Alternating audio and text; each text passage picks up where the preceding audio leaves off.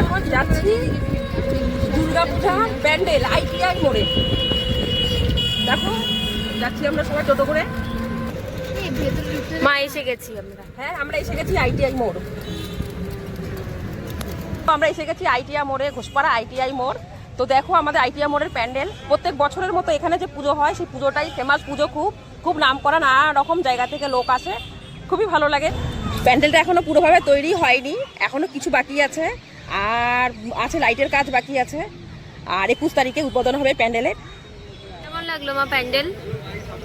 প্যান্ডেলটা খুব ভালো হয়েছে, মানে খুবই সুন্দর, ফোনে এত ডিটেল বোঝা যাচ্ছে না, মানে অন্য বাড়ির থেকে বেশি ভালো লাগছে আমার কাছে এবারটা। হ্যাঁ।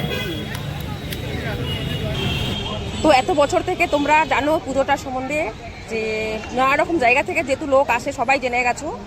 আর এখানে কিভাবে আসতে হয় সেটাও আমি বলছি, বা আগে এসেছো তোমরা জানো। আসতে হবে কল্যাণী স্টেশনে, কল্যাণী স্টেশন থেকে ওখানে অটো আছে, টোটো আছে, তো অটো বা পায়েও হেঁটে আসতে পারো, 3 রকমভাবেই আসা যায়। তো তোমাদের যেটা ভালো লাগে তোমরা সেভাবেই চলে আসবে, এসে ITI মোড়ে নামবে। আর যদি ঘোষপাড়া আসো, ঘোষপাড়া থেকে একটুখানি ঘোষপাড়া ট্রেনে আসবে, ট্রেন থেকে সীমান্ত লোকাল ধরবে, সীমান্ত লোকাল এসে ঘোষপাড়া নামবে, ঘোষপাড়া নামলে একটুখানি হেঁটে চলে আসবে। তো আমি 2 রকমই বললাম তোমাদের, তো তোমরা চলে এসো। তো পুজোর এখনো অনেক দেরি, তো এখন থেকে দেখো সবাই মানে অনেক আগে থেকে ভিডিও বানানো শুরু হয়েছে। মনে হয় আমি লেট করে ফেললাম, তাই না? আমি লেট করেছি আসতে। আর এখানে দেখো কত এখানে এমনি টাইমেও ভিড় থাকে, আর পুজোর টাইমে তো খুবই ভিড়। আর দেখো নানা রকম মানুষ নানা রকম ব্লগ বানাচ্ছে, শর্ট ভিডিও বানাচ্ছে। আর এখানে ড্রোন দিয়ে ভিডিও বানানো হচ্ছে, এখানে ড্রোন আছে দেখো।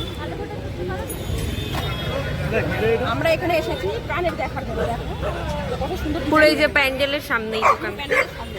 আর ডিজাইনগুলো সত্যি খুব সুন্দর সুন্দর ডিজাইন।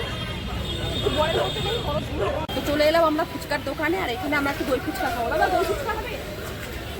হবে দই ফুচকা, ছোট না খাবি তো? এই সত্যিরাম দই ফুচকা, দই ফুচকা খাবে? আমাদের দই ফুচকা রেডি হচ্ছে, দেখো।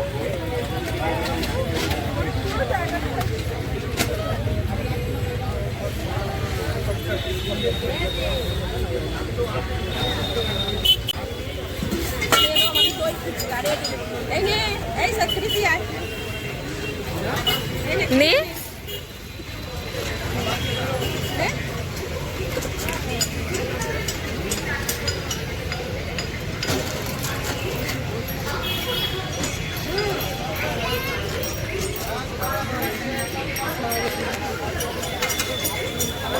আমরা চলে এসেছি এখন আইসক্রিম খেতে।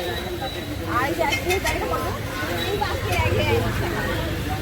আর যেটা আপনি বলেন ও আমরা আইসক্রিম খেতে সত্তমের একটা, আমার একটা সত্তম দেখাও। এই তোরা ফটো, তোদের ফটো তোলা হচ্ছে না, ফটো তুলে যাচ্ছে, ফটো তোলা হচ্ছে না। তো চল চল সবাই ঘরে চল, অন্ধকার হয়ে গেছে, অন্ধকার হয়ে গেছে, ঘরে চল, ঘরে চল। আর আমরা এখন দেখো মানে প্যান্ডেলের অপোজিট সাইড আছি, উল্টো সাইডটা।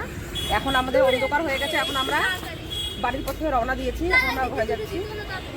চল আর তুলতে হবে না, চল চল চল সবাই। আমরা বাড়িতে এসে গেছি, আর এসে ফ্রেশ হয়ে নিয়ে একটু চা খেয়ে নিয়ে এখন বসে গেছি রাতের রান্না বাড়া করতে। এখন রাতে রান্না করব আমি আলু পটলের তরকারি, আলু পটলের তরকারি, আলু ভাজা। আর কালকের জন্য আমি মোচাটা রেডি করে রাখছি, এই যে কুচিয়ে কাল মোচা রান্না হবে, তো পুরোটাই রেডি করে রেখে দেবো। হয়ে গেছে মা রান্না? না না আর একটু বাকি আছে, রান্না করছি, তরকারি বসে দিয়েছি। এখন এই ভাবে আমি বাসনটা মেজে নিলাম, অনেক কটা বাসন হয়েছিল। এই আলু পটল ভাজা হচ্ছে? হ্যাঁ এখানে আলু পটল হয়েছে, তাতে একটু ফাঁকা পেলাম, বাসনটাও মেজে নিই। খিদে পেয়েছে? খিদে পেয়েছে, খাবি তারা বাসনটা মেজে নিয়ে আগে, রান্নাটা সেরে নিই, তারপরে তো খাবি। তো আমি চলে এসেছি, রান্না বাড়া কমপ্লিট, খাবার নিয়ে এসে পড়েছি। আর খাবার নিয়ে আমি খাবার বাড়বো, তাই ওদের বলছি আয় তোরা খাবার আর খেতে আয়। আর কেউ তো আসছে না, সব থেকে বড় বাচ্চা আমার এসে গেছে, এই যে